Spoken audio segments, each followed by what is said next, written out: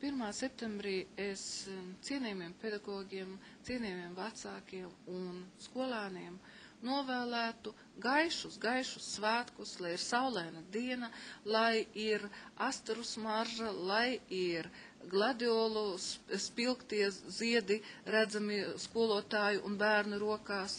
Un es novēlu visiem optimismu, novēlu visiem cerību, un laikam mēs visi ļoti labi saprotam, ka dzīvē ir dažādi brīži, un ka ne viss ir atkarīgs tikai no mums. Šajā situācijā bērniem vajag censties pēc iespējas labāk mācīties, jo zināšanas ir tā bagātība, kuru mums neviens nevar atņemt. Zināšanas mums vienmēr ir mūsu galvā līdzi jebkurā situācijā, kad mēs nozaudējam bagāžu vai nozaudējam somu, kad mēs kaut ko aizmirstam vai kaut kur atslēgu. Lūk, tās ir tās galvenās vērtības, kas mums ir.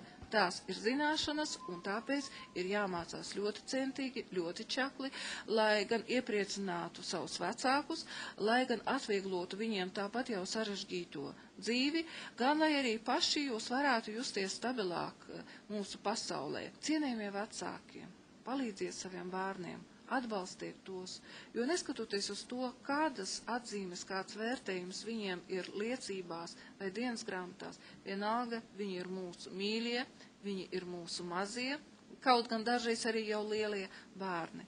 Un viņiem vienmēr ir vajadzīgs mūsu atbalsts, jo arī mūsu bērnu dzīve ir grūta, un arī viņi savā skolas dzīvē sastopas ar ļoti daudzām problēmām. Cienījamie kolēģi, pedagogi un direktori. Šajās septembra sākumā un pirmās dienās es jums gribu novēlēt izturību. Neskatoties uz to, ka jūs jūtaties morāli ļoti slikti, jo valsts nav novērtējusi jūsu ieguldījumu mūsu sabiedrības attīstībā.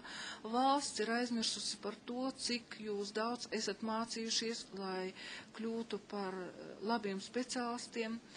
Valsts ir aizmirsusi par to, ka jūs esat mācījušies bakalaura programmās, magistrantūrās, ka jūs esat mācījušies dažādos kvalifikācijas paaugstināšanas kursos, un tagad jūs visi esat nolīdzināti uz vienādas slīknes, un jums visiem maksās vienādi zemu algu.